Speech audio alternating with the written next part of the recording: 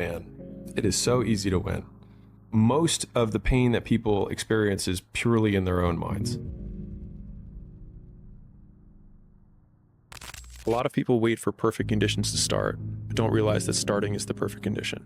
If you can barely decide to take any action at all and peel your eyes away from your phone for just a moment, it's so much easier to beat everyone else because most people are overweight, they're distracted, they're poor, they have so few skills because it has never been easier to start a business, to make money, to get in shape. It's just also never been easier to do nothing. And so in a world where it's never been easier to do nothing, doing something becomes extraordinary. And you won't die. And if you do die, you won't care because you'll be dead. And so best case, you win. Worst case, it won't matter. There's this line that I heard David Goggins say on Rogan, and I can't remember who he was saying it to or what he said in response to, but he just said, "I'm David Goggins, bitch." And I remember him saying it, and I thought to myself, like, you want to be able to say that in the mirror to yourself and not laugh at yourself. Mm-hmm. And the only way that I can do that is know that when no one's watching, I work harder than when they're watching. And thinking about it like that has given me this persistent and ever-present scorecard or third party that's like, no one's watching, which means now you have to work because otherwise you're full of shit. And so it's this continuous reinforcing cycle of the me and other me holding the whip behind me to see how much I can take. But with each lash of the whip that I take, learning that I can take it and continue to trudge on. And so as long as you keep going, you bear witness to yourself of what you are capable of.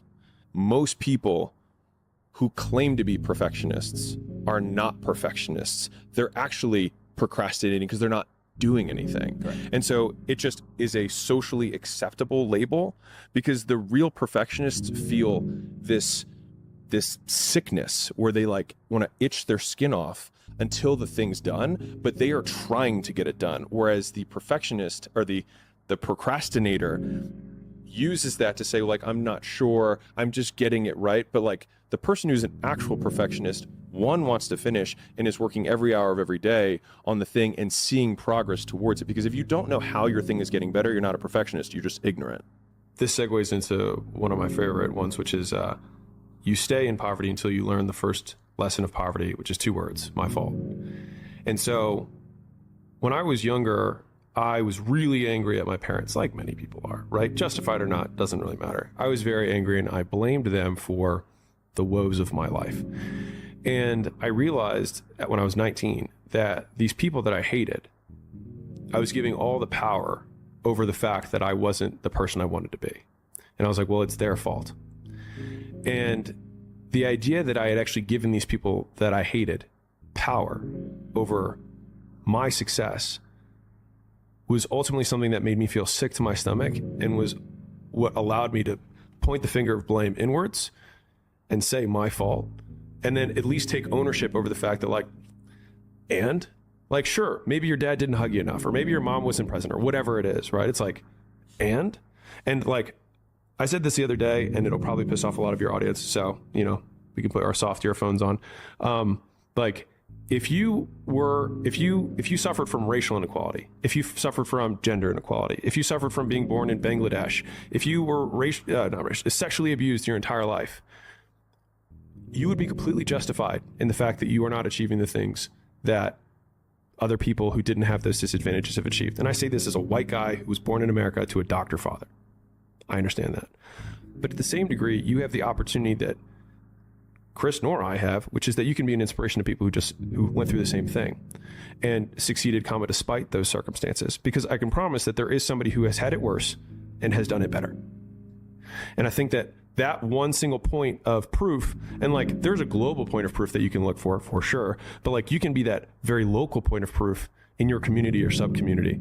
And I think as soon as we shed that, that's I'm a big fan of power follows the blame finger. So like wherever you point the blame finger is where the power follows.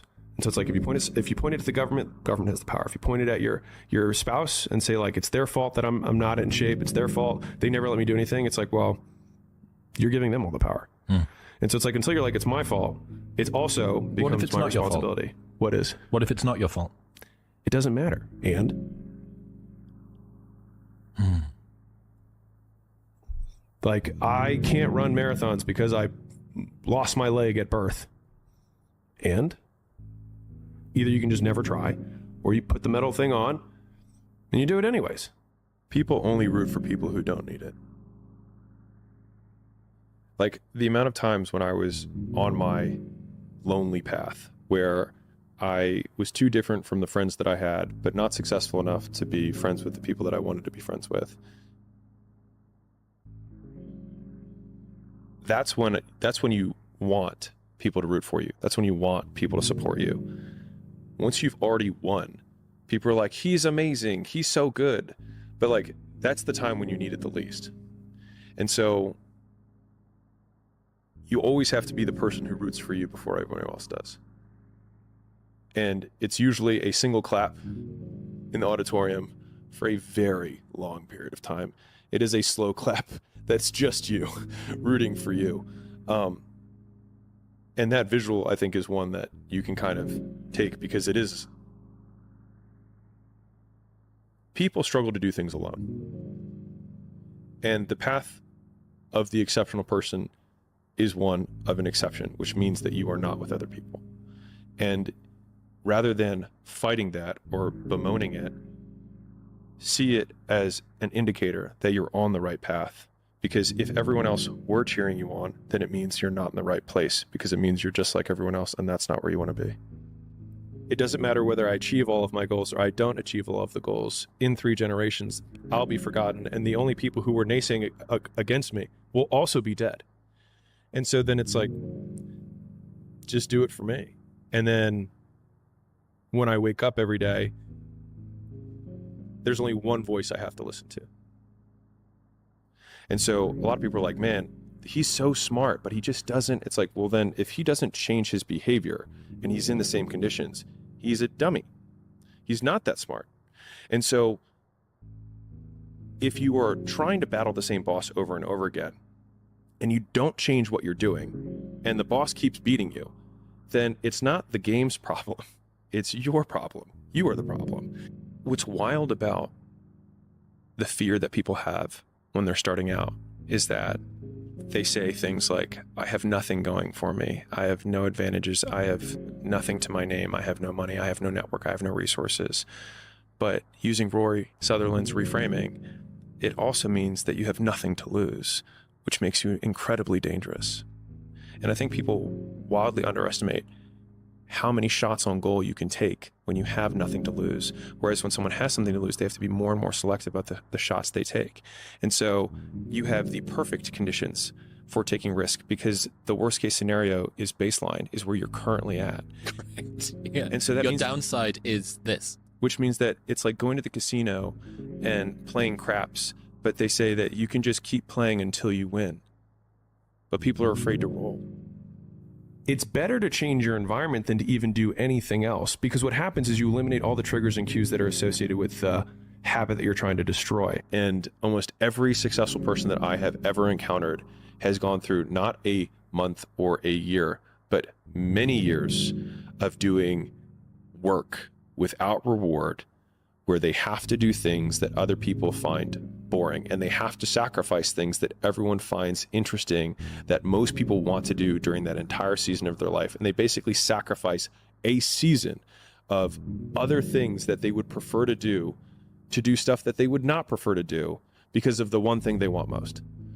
And it just underlines the biggest lesson that I've learned in my life, which is that volume negates luck, is that you can try to be lucky and pick the one perfect thing and try and make it, but if you don't want to try and be lucky, you can just do so much work that you will brute force your way to figuring it out. Like if you do 1,000 podcasts, you'll be pretty good at podcasts, right? But if you try to say, okay, you're brand new, And all you have to do is make one perfect podcast. The problem is that you don't have the perspective from which to make a judgment to say what is good, because you have zero data to base anything off of.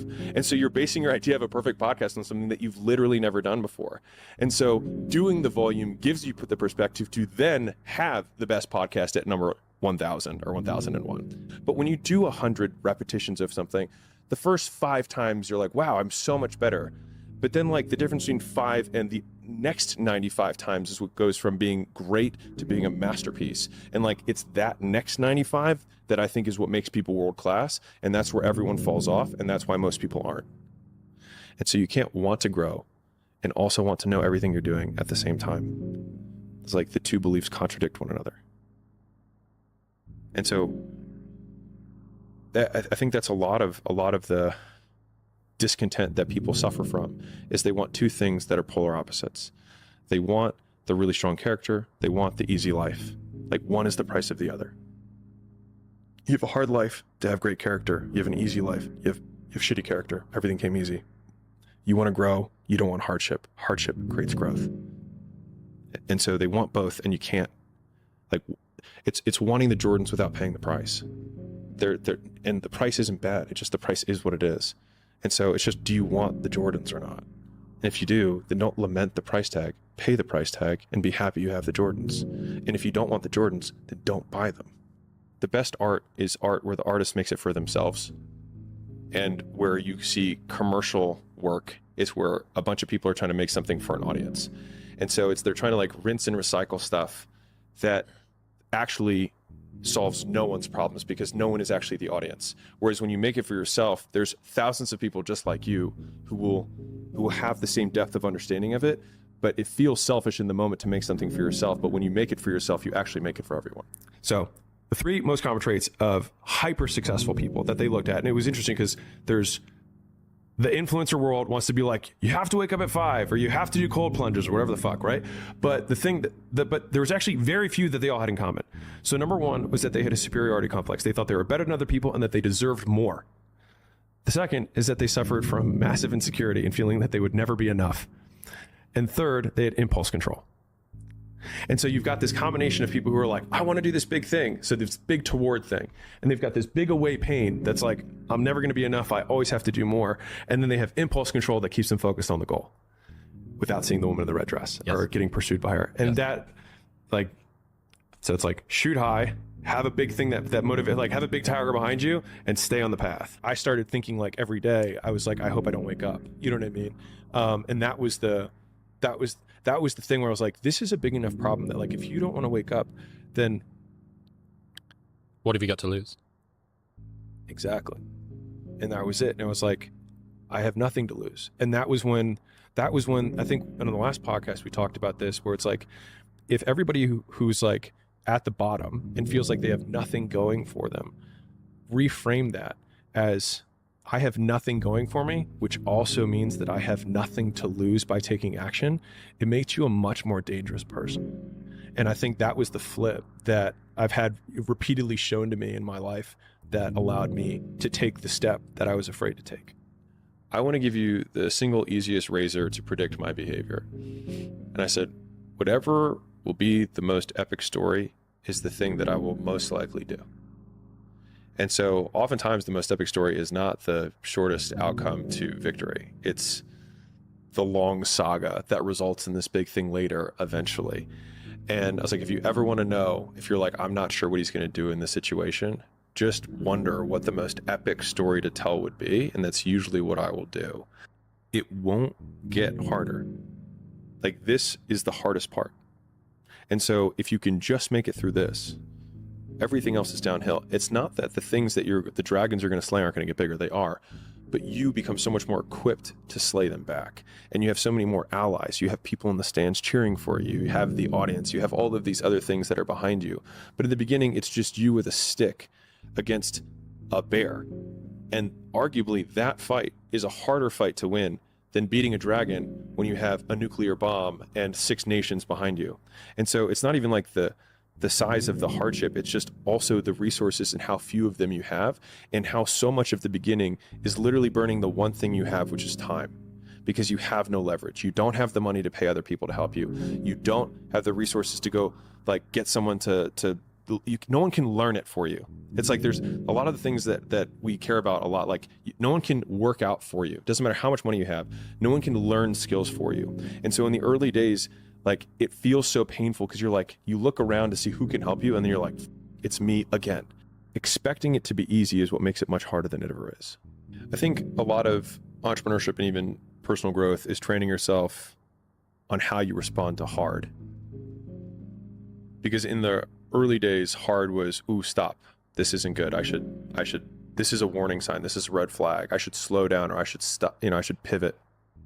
But the more I think about it as a competitive landscape, as I'm clear on what this path is supposed to look like, and these rocks and these dragons are things that I'm going to have to slay along the way to get the princess or get the treasure, I get happier about the harder it is because I know that no one else will follow. It's a selection effect.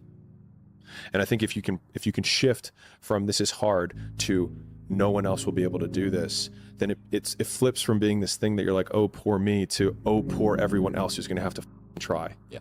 And I think that is so much more motivating as a frame for the exact same circumstance. I love this question, which is, what would you do if you weren't afraid? And I love thinking about that when I'm thinking about big life decisions. Like, what would I do if I weren't afraid? And it's usually like the big one, the bigger thing that I really want to do, but I'm afraid to do it. It's like, that's what I should do. If you had to create a human, what would you put them through to make them tough? It probably wouldn't be a really chill life. Yeah. What would you put them through to make them patient? Well, you probably wouldn't give them things immediately. And so it's like, we want these traits, but each of the traits has a price tag attached to it. And it's just like, do you want to pay the price tag to get the thing? And so I think if people reframed the period of life that they're going through as the price that they're paying out of their wallet, but their wallet is their time, is the seconds of life that they're trading for it, then I think more people would be willing to make the trade. Because at least when I look at myself, like when I'm 80 something years old and I'm looking back on my life, I want to have these traits. But in order to have those traits, I know I have to go through these things. And I think for me, that's given me a lot of comfort in hard times. And so I just asked them a couple questions. I was like, who here thought it was going to be easy? I'm like, who here thought it would be hard? They raised their hands. I'm like, guys, this is what hard feels like. And all of a sudden, there's just like this big exhale in the room. And they're like, expectations get reset.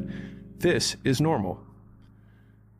You wanted this thing. You expected it to be hard. Reality now matches conditions. Sorry, expectations now match conditions. This is what hard feels like. And then all of a sudden, it's like they got permission to feel shitty. And by getting permission to feel shitty, they stop feeling shitty because they're like, this is just my new world. But that concept, like that quote on both of those, came from that experience of having someone tell me, this is what hard feels like. And so I think when you're on the start path, you can't look at the outcome as the only positive because you will never make it. And so the positive frame that I've always used is, sure, you can have the external ones of like, I like thinking about my first videos had like 13 views. And I'm like, well, if I had an audience of 13 people, I used to spend years pitching, weight loss stuff to rooms of 13, and that was fine. And so thinking about that way was helpful. But the most helpful frame was thinking about who I was becoming as the asset that I was building. So in real time, whenever I finished a long day's work, I was becoming more like the type of person who could work for 5 years without reward. And that would be part of the story I would someday tell. And so some of the biggest reinforcers I've had in my life has been future casting the story that I would tell about the shitty period that I was in. Like, I remember when I was sleeping on the floor at my gym because I didn't have enough money for 2 rents. And I was like, I will tell this story. And when I lost everything for the first time, I have the screenshot of the bank account. Like when I show it, people are like, oh, look, there's that thing. But they forget that there was a person who screenshotted it to be like, this won't happen again. And I think having a larger narrative of where you're ultimately going, one, gives you the vision of where you're knows where he's going, but it allows the dragons that you have to slay along the way, the hard things that you have to overcome, to feed into the larger narrative of the story that you'll someday tell. And so no one ever tells stories about the hero who made it all happen immediately and had no hardships. No one cares, right? Like, okay, you were born to a billionaire. Is there a story there? Not really. But everyone loves the story because we can see ourselves in the character and how much we hope to be like them. And it's the being like them, not the having what they have, that we usually like. And so reframing ourselves as the hero of that narrative in my harder times was what really got me through that, and thinking, I will tell this story someday.